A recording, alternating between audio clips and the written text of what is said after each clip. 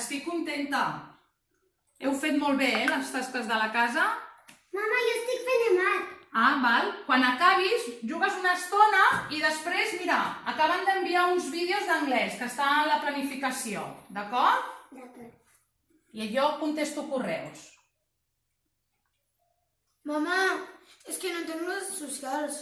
Ara el papa t'ho explica, espera, tranquil·litat, Si no ho fem avui, ho farem demà, no passa res. Passa a la següent activitat i després jo t'ho repasso. Què toca després?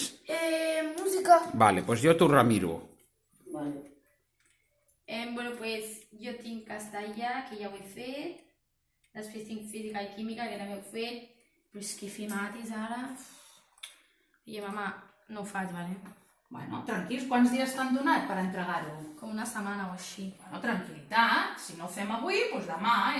Sapigueu que hem de compaginar l'escola, casa... La mama també està rebent correus de les famílies, estic ajudant també als meus alumnes i sempre diem el mateix.